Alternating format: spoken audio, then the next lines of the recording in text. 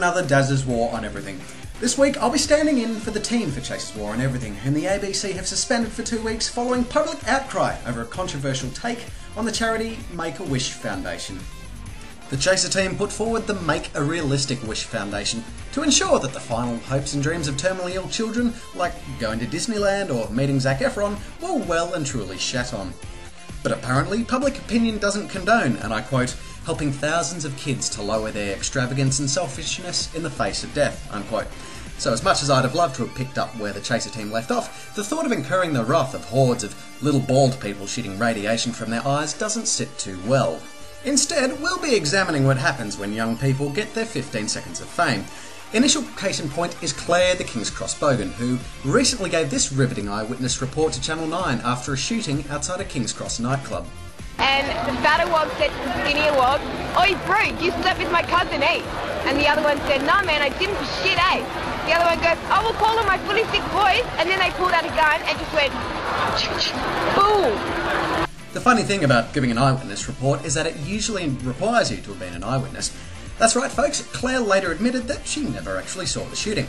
Nevertheless, this random girl off the street has been milking the media attention for all that it's worth, and she became an overnight sensation thanks to terms like fat wog, skinny wog, and chick chick boom. Her face and catchphrases are printed on t-shirts, and she's had many subsequent TV and radio interviews, as well as making her debut on the Sydney social scene. And of course, when we say Sydney social scene, we actually mean the Australian launch of the Sims 3 computer game, which is high society indeed. But in all probability, it's 15 seconds and counting before Claire the King's Cross Bogan is laughing all the way to the bank. I mean, let's face it, anyone can go out and have a few too many Bacardi breezes and sell any old story to a waiting camera crew. But undeniably, she might be full of shit, but you'd still do her. So what happens when you hold a house party of 500 16-year-olds, which has to be broken up by police, which incites a mini-riot, which causes a bill of $20,000 for clean-up and damages? According to Party Boy Corey, you'd still have 15 minutes of fame, and more.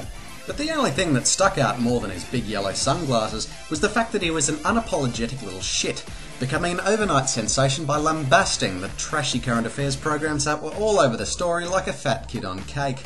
The TV presenters had relished in the opportunity to try telling him to sort himself out, and sort himself out he did. Through a PR manager, Party Boy Corey has pocketed tens of thousands of dollars for his efforts in being a bratty little douchebag, embarking on European DJ tours, going on national reality TV shows, and being used in viral advertising campaigns. The sad fact is it's marketable because Australians persist in watching this sort of shit, sending these emerging celebrities to stardom on a bottle rocket fueled by a warped sense of public interest. Never mind the fact that in the entire time I've been speaking, 200,000 African children have died from diarrhea-related illness. But as long as it's what we'd rather see on TV, Generation Y will continue to produce more Bogan Claires and Party Boy Coreys. But I can't hold it against either of them. If there's a bottle rocket powered by the perverted public interest with my name on it, then I'll be jumping aboard in a flash. Take care out there.